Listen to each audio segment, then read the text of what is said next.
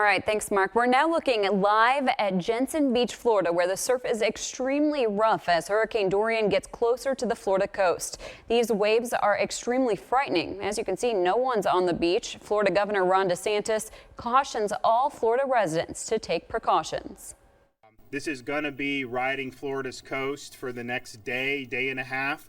While we think this is a much better track than what we were looking at 72 hours ago, we just ask people to stay safe, remain vigilant. There will be some effects in the state of Florida. There'll be storm surge, there'll be some flooding. You may see wind damage depending on how close this gets to the state of Florida. But at the end of the day, being safe is the most important.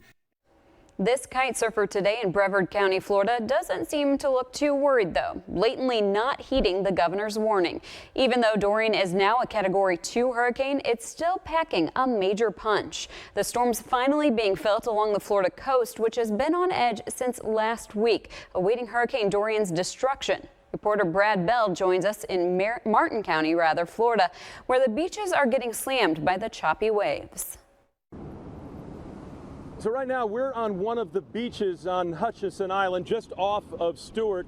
It is high tide, and we believe the winds are just about at the peak. There are gusts of 50 miles an hour and more. And what they fear here is happening to a minor degree, and that is the waves are so big, they're getting up and over this protective dune and into the waters behind, something they call a breach. With Dorian finally creeping north, the surf here on the Florida coast is up in a big way. Towering waves crashing ashore, the beach eroding before our eyes. This home on stilts now separated from its driveway, the frothy ocean rolling right through. We meet the owner's daughter and son-in-law trying to check the property, but turned back by a flooded road. We share photos. This is the water at high tide, huh?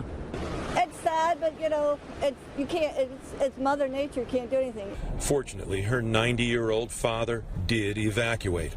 So did this woman, trying to check her house today. She and her friend also stopped by that flooded road. It's not worth it because it's just a house. You can't do anything about it anyhow. What's you going to do? There is nothing she or anyone can do now but wait and hope the waters rise no more. Martin County Sheriff's Captain John Budensiek patrolling Hutchinson Island, surveying damage, hoping this is all Dorian has in store for the area they call the Treasure Coast.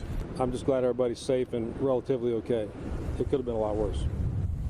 And so the good news here on the island is, while this is truly a dramatic scene, and while there is water up approaching and under houses, there's a real feeling this could have been so much worse.